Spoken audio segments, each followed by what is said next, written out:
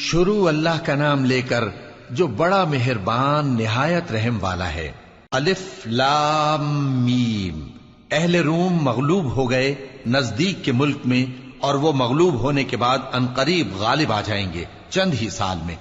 پہلے بھی اور بعد میں بھی اللہ ہی کا حکم ہے، اور اس روز مومن خوش ہو جائیں گے، یعنی اللہ کی مدد سے وہ جسے چاہتا ہے مدد دیتا ہے، اور وہی تو غالب ہے، بڑا مہربان ہے۔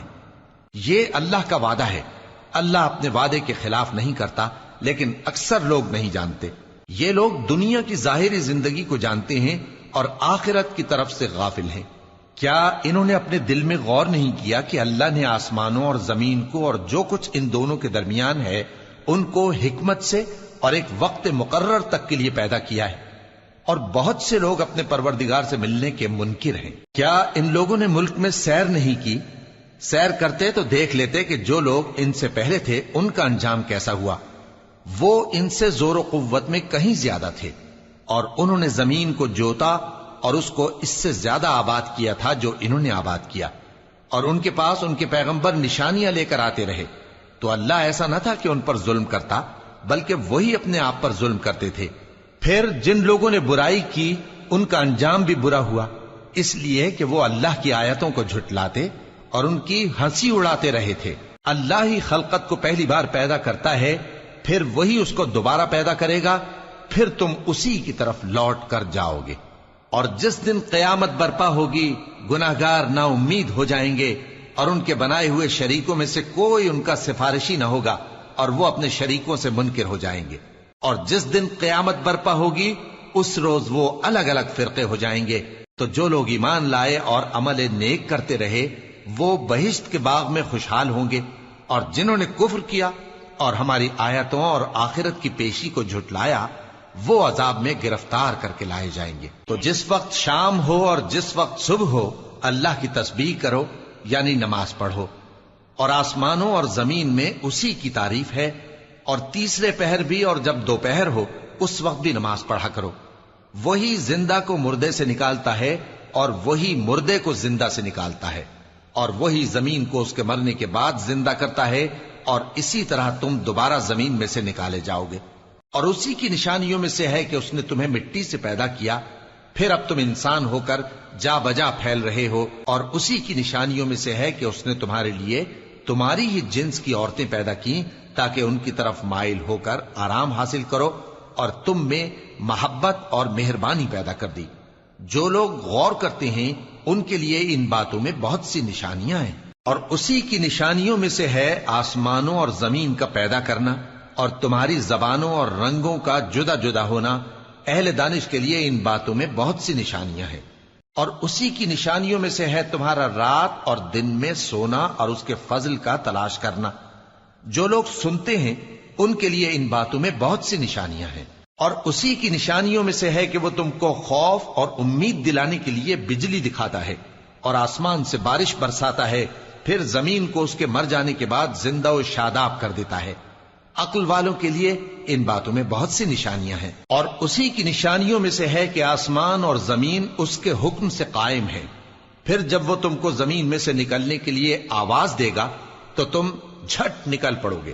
اور آسمانوں اور زمین میں جتنے فرشتے اور انسان وغیرہ ہیں اسی کے مملوک ہیں، اور تمام اس کے فرما بردار ہیں۔ اور وہی تو ہے جو خلقت کو پہلی دفعہ پیدا کرتا ہے، پھر اسے دوبارہ پیدا کرے گا، اور یہ اس کو بہت آسان ہے۔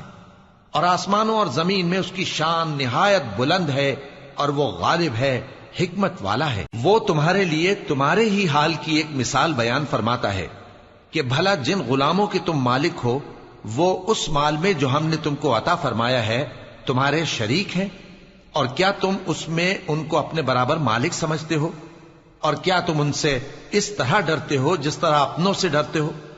اس طرح ہم عقل والوں کے لیے اپنی آیتیں کھول کھول کر بیان کرتے ہیں، مگر جو ظالم ہیں وہ بے سمجھے اپنی خواہشوں کے پیچھے چلتے ہیں۔ تو جس کو اللہ گمراہ رہنے دے اسے کون ہدایت دے سکتا ہے، اور ان کا کوئی مددگار نہیں۔ سو تم ایک طرف کے ہو کر دین الہی پر سیدھا رخ کیے چلتے رہو، اور اللہ کی فطرت کو جس پر اس نے لوگوں کو پیدا کیا ہے اختیار کیے رہو۔ اللہ کی بنائی ہوئی فطرت میں تغیر و تبدل نہیں ہو سکتا۔ یہی سیدھا دین ہے، لیکن اکثر لوگ نہیں جانتے۔ مومنو، اسی اللہ کی طرف رجوع کیے رہو اور اس سے ڈرتے رہو، اور نماز قائم کرتے رہو، اور مشرکوں میں نہ ہونا، اور نہ ان لوگوں میں ہونا جنہوں نے اپنے دین کو ٹکڑے ٹکڑے کر دیا اور خود بھی فرقے فرقے ہو گئے۔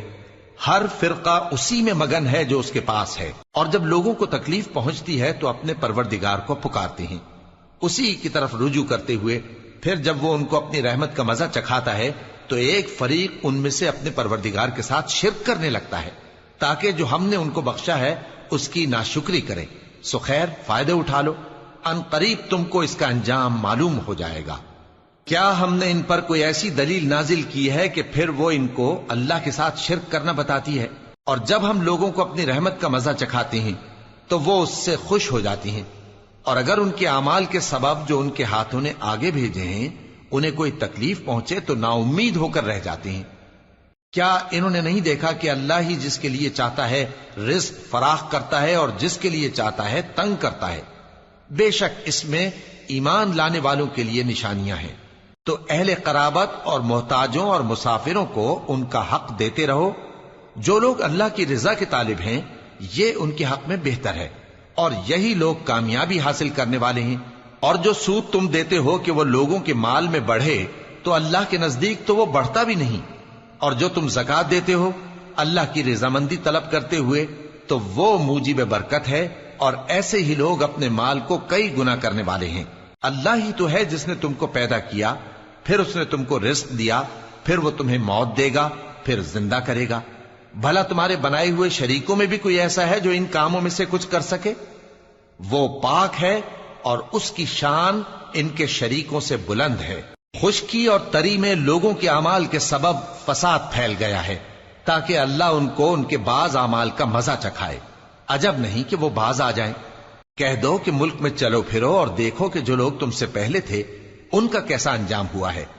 ان میں زیادہ تر مشرک ہی تھے۔ تو اس روز سے پہلے جو اللہ کی طرف سے آ کر رہے گا اور رک نہیں سکے گا، سیدھے دین کے رستے پر سیدھا رخ کیے چلتے رہو، کہ اس روز سب لوگ منتشر ہو جائیں گے۔ جس شخص نے کفر کیا تو اس کے کفر کا ضرر اسی کو ہے، اور جس نے نیک عمل کیے تو ایسے لوگ اپنے ہی لیے آرامگاہ درست کرتے ہیں، تاکہ جو لوگ ایمان لائے اور نیک عمل کرتے رہے ان کو اللہ اپنے فضل سے بدلہ دے۔